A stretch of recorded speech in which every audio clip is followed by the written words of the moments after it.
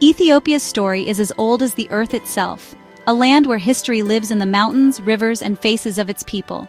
Here, every stone and every path seems to whisper tales from a time before memory, and the landscape itself is a living museum, shaped by centuries of triumph and tradition. Long before most modern nations existed, Ethiopia was ruled by legendary figures like the Queen of Sheba and King Solomon. Their stories, woven into the fabric of Ethiopian identity, echo through the ages, reminders of a civilization that stood at the crossroads of myth and reality, where legend and history are inseparable. The ancient kingdom of Aksum was a global power, trading with Rome and Persia, and serving as a crossroads of cultures. Its towering obelisks and grand monuments still stand as silent witnesses to a time when Ethiopia's influence reached far beyond its borders, shaping the destiny of nations near and far. Ethiopia became one of the world's first Christian kingdoms, with faith carved into its very landscape, literally in the rock-hewn churches of Lalibela. These sacred sites, chiseled from solid stone, are not just places of worship, but enduring symbols of devotion, ingenuity, and the unbreakable spirit of a people.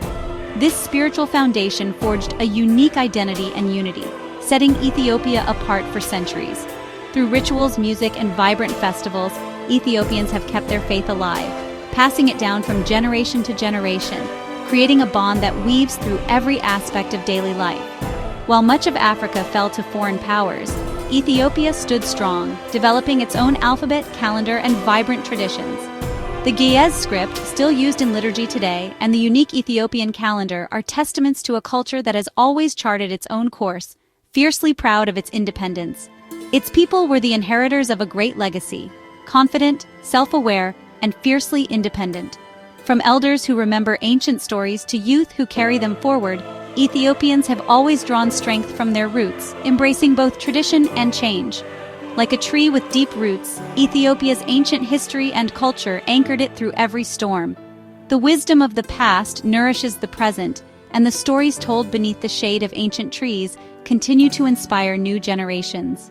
As the 19th century closed, Ethiopia faced the world with a magnificent past and a future it was determined to shape. The nation stood tall, its flag a symbol of hope and resilience, ready to meet the challenges that lay ahead. This is the story of a nation whose resilience would soon be tested like never before. The coming years would demand courage, unity, and an unyielding belief in the promise of freedom. The next chapter was about to begin, a new dawn for Ethiopia, where the echoes of the past would guide the dreams of tomorrow. In the late 1800s, Europe's great powers, Britain, France, Belgium, Germany, looked to Africa, hungry for its resources. The continent's vast riches, gold, ivory, rubber, and fertile land, sparked fierce competition among these nations. Each power wanted to expand its empire, seeking new markets and raw materials to fuel their growing industries back home. They divided the continent among themselves, ignoring the people who lived there, a period known as the Scramble for Africa. With little regard for Africa's diverse cultures, languages, or ancient kingdoms, European leaders drew borders on maps in distant capitals, carving up entire regions with the stroke of a pen. Imagine strangers drawing lines through your home and claiming it as their own.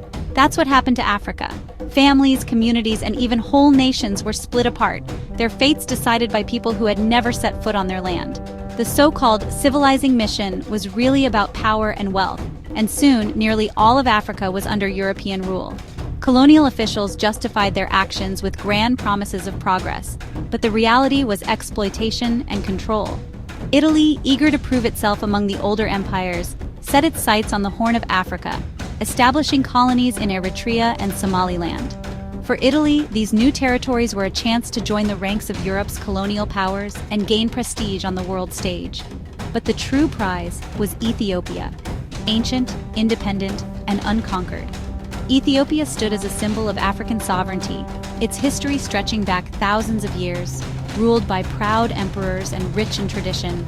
To Europe, Ethiopia seemed ripe for the taking, modern weapons versus what they saw as a backward kingdom. European leaders believed their technology and tactics would guarantee victory, underestimating the resolve of the Ethiopian people. They underestimated Ethiopia's spirit and unity. Across the country, people from all walks of life rallied together, determined to defend their homeland at any cost. The Italians would soon discover that Ethiopia was no ordinary prize. The land was rugged, the people fiercely independent, and the will to resist was unbreakable. Their assumptions would be shattered. The coming conflict would test both sides in ways they never expected. The stage was set for a confrontation that would change history. The world watched as two very different visions for Africa collided on the battlefield. The world was about to witness something extraordinary. Ethiopia was ready to defend its freedom, and history would never be the same. At this critical moment in Ethiopia's history, a remarkable leader emerged, Emperor Menelik II. His rise would change the fate of the nation forever. Menelik was a visionary ruler who recognized that Ethiopia's survival depended on both modernization and unity. He saw the threats looming from foreign powers and knew that only a strong, united Ethiopia could endure. Determined to propel his country forward, Menelik launched sweeping reforms, founding Addis Ababa as the new capital, introducing telegraphs to connect distant regions, building roads, establishing schools, and creating a national currency to strengthen the economy. But technology and infrastructure alone weren't enough. Menelik worked tirelessly to bring together Ethiopia's many diverse regions and peoples, forging a sense of shared identity and purpose. Through skillful diplomacy, strategic alliances, and, when necessary, decisive force, he united rival factions and regional leaders, forging a single Ethiopian identity that could stand strong against any threat. Menelik warned his people that only a united nation could resist foreign conquest. He inspired Ethiopians to look beyond their differences and rally together for the greater good. Understanding the importance of military strength, Menelik cleverly played European rivals against each other, acquiring modern weapons and supplies to arm his growing army and keep Ethiopia prepared. He was a master strategist, carefully planning for the inevitable clash with Italy. Every move was calculated, every alliance weighed, as he prepared his nation for the coming storm.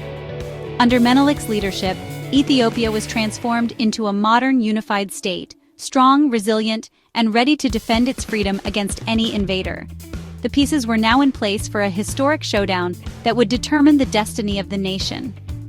The fate of Ethiopia hung in the balance. Menelik was ready, so was his people. The world would soon witness their resolve. The conflict began not with a battle, but with a treaty. The Treaty of Wuchale, signed in 1889. Menelik's Amharic version said Ethiopia could use Italy as a diplomatic intermediary, optional, friendly. The Italian version twisted could into must, claiming Ethiopia was now an Italian protectorate. Italy announced to Europe that Ethiopia was theirs. Menelik was outraged when he discovered the deception. He protested to European leaders, declaring Ethiopia's independence and rejecting Italy's claim. Ethiopia has need of no one. She stretches out her hands unto God, he declared. When diplomacy failed, Menelik renounced the treaty. The time for talk was over. Ethiopia would defend its sovereignty on the battlefield. The world watched as war loomed. The stakes had never been higher. Menelik would not be tricked. Ethiopia would not be conquered. With war inevitable, Menelik called his people to arms. His proclamation echoed across Ethiopia, rallying every region, every faith, every family. Farmers, merchants, and former rivals united under one banner, an army of 100,000 strong. Women played vital roles supporting the army and tending the wounded. This was more than an army. It was a nation in motion. Diverse peoples, Amhara, Oromo, Tigrayan, Garaj, marched together, united by a single purpose: defend their homeland. Empress Taytu, Menelik's formidable wife, marched with the troops, inspiring courage and resolve. The royal couple's presence sent a clear message: the leaders would share every danger. Ethiopia was united as never before. The nation prepared to meet its greatest challenge. On March 1, 1896, the armies met at ADWA. Italian General Baratieri, pressured for a quick victory, ordered a risky night advance through treacherous terrain. The Italian army became lost and divided, their communication in chaos. At dawn, they were scattered and vulnerable, right where the Ethiopians wanted them. Menelik and his generals seized the moment, unleashing their massive unified force. The Ethiopians, fighting for home and freedom, overwhelmed the Italians with numbers, strategy, and spirit. By midday, the Italian army was crushed, thousands killed, wounded, or captured. The dream of an Italian empire in East Africa was shattered. The Battle of Adwa was a stunning victory. Ethiopia had defeated a modern European army. The world took notice. Ethiopia's independence was preserved. The Lion of Judah had roared. History had been made. News of Adwa's victory sent shockwaves worldwide. In Europe, disbelief and humiliation reigned. Italy's government collapsed. Forced to sign the Treaty of Addis Ababa, Italy recognized Ethiopia's independence. For Africa, Adwa became a symbol of hope and resistance. Ethiopia's triumph inspired anti-colonial movements and pan-African pride. The story of Menelik and his people fueled dreams of freedom across the Black world. Adwa proved that unity and courage could defeat even the mightiest empires. Ethiopia was no longer just a country, it was an idea. The legend of Adwa would echo for generations. The world would never see Africa the same way again. Ethiopia's legacy as a beacon of independence endured. Under Emperor Haile Selassie, Ethiopia championed African freedom and unity. Even after a brutal Second Italian invasion in 1935, Ethiopians resisted, and with Allied help, reclaimed their country in 1941. Ethiopia became a symbol and supporter of decolonization across Africa. In 1963, Addis Ababa became the headquarters of the Organization of African Unity. Ethiopia's story inspired a continent and the diaspora. From lone bastion of freedom, it became a center for African diplomacy. Ethiopia's journey came full circle, defending its own freedom, then helping others win theirs. Its example continues to inspire. The legacy of Adwa lives on.